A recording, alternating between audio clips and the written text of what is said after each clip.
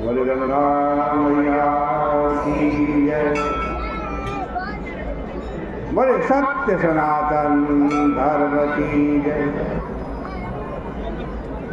बोले श्रीमद् भागवत महापुराण की जय। पतित पावनी कलिमल हारिणी मोक्षदायिनी मंगलकारिणी माँ गंगा मैया का ये पवित्रतम तीर्थ हरिद्वार हर की पौड़ी ब्रह्मकुंड पर आप उपस्थित है। श्रीमद् भागवत जैसे पावन ग्रंथ की चर्चा श्रवण करने के लिए इससे बड़ा कोई पुण्य नहीं हो सकता। निरंतर एक तरफ गंगा की धारा बह रही है और दूसरी तरफ भगवान की कथा की धारा बह रही है।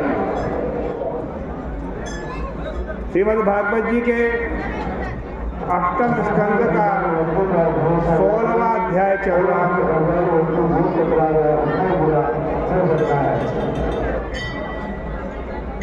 अदिति माता बड़ी दुखी हैं क्योंकि उनके पुत्र दैत्यों का राज्य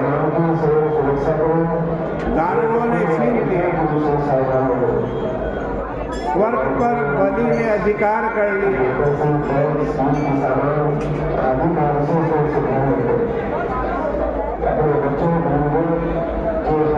माता अदिति अपने पति से प्रार्थना करती है, हे पतिदेव, दैत्यों ने हमारे पुत्रों का स्थान छीन लिया। मैं बहुत दुखिया हो गई, इसलिए हमारे पुत्रों को उनका स्थान मिल जाए, ऐसी कृपा करें।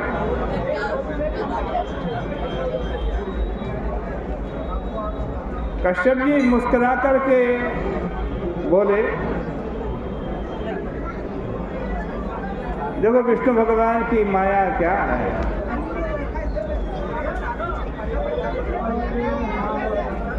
ये सारा जगत स्नेह की रस्सी से बंधा हुआ। कहाँ तो यह अनात्मा भौतिक शरीर और कहाँ नित्य शुद्ध बुद्ध मुक्त प्रकृति से परे अभौतिक आत्मा।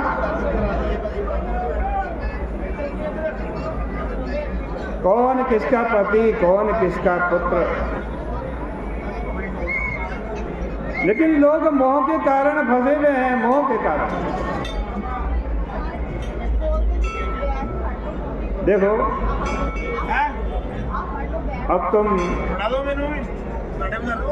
जगत गुरु भगवान की आराधना करो, क्योंकि वो भगवान सबके हृदय में रहते हैं और वही तुम्हारी कामना को पूर्ण करेंगे। हमारा यह निश्चय है कि भगवान की भक्ति कभी व्यर्थ नहीं होती। कल भी कह रहा था, और चीज व्यर्थ हो सकती है, आपका कमाया हुआ धन व्यर्थ हो सकता है। आपने जो मित्रता जोड़ी वो भी व्यर्थ हो सकती। आपने जो यश प्रतिष्ठा कमाए वो भी व्यर्थ हो सकती। एक चीज है जो कभी व्यर्थ नहीं होगी, वो क्या है? भगवान की भक्ति। वो कभी व्यर्थ नहीं होती, उसका फल अवश्य मिलता है। भक्ति के सिवाय दूसरी और कोई वस्तु अमोघ नहीं है। अमोघा भगवद भक्ति। अमोघा कौन है? भगवान की भक्ति। निष्फल कौन है? आज कहते सफल कौन है? जो कभी निष्फल न हो वो सफल, वो अमोघ है भगवान की भक्ति। और कहा नेतरेति मतिर्मम, और कोई दुनिया में ऐसी चीज नहीं है जो अमोघ हो, जो ऐसी हो कि कभी भी निष्फल ना हो। अदिति जी कहती है कि स्वामी, मैं भगवान की आराधना किस प्रकार से करूं जिससे कि सत्य संकल्प प्रभु मेरा कल्याण करे। आप भगवान को जल्दी संतुष्ट करने का उपाय बतला। देखो, पहले कोई ज्ञान चोर नहीं होता था।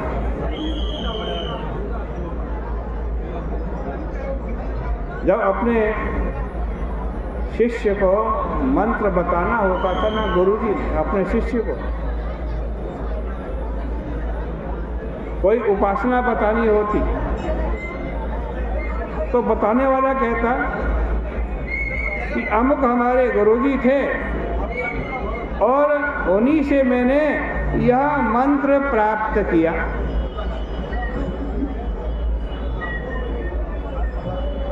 असल में उपासना पद्धति में यह बात आती है कि पहले गुरु जी की पूजा, फिर परम गुरु जी की पूजा और फिर परात्पर गुरु जी की पूजा।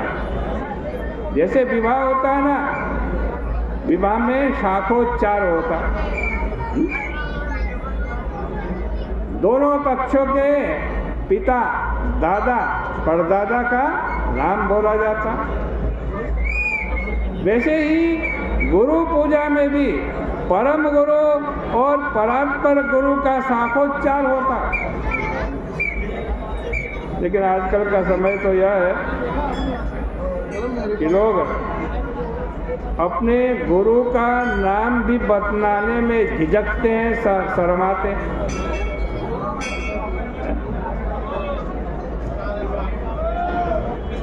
क्योंकि उनको आशंका ये रहती है, यदि गुरुजी का नाम बता दिया ना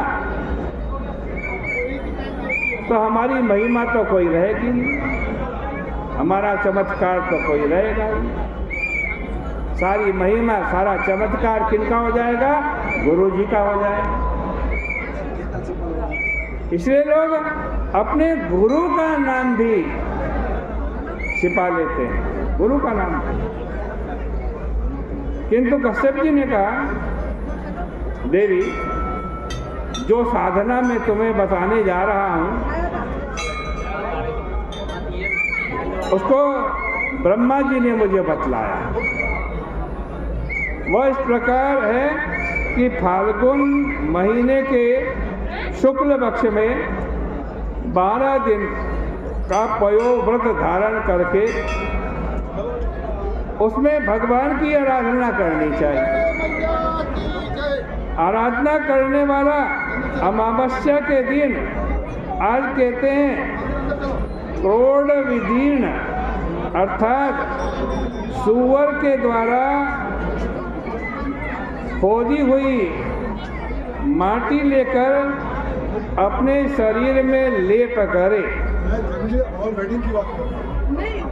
और फिर बहते हुए जल में स्नान करे।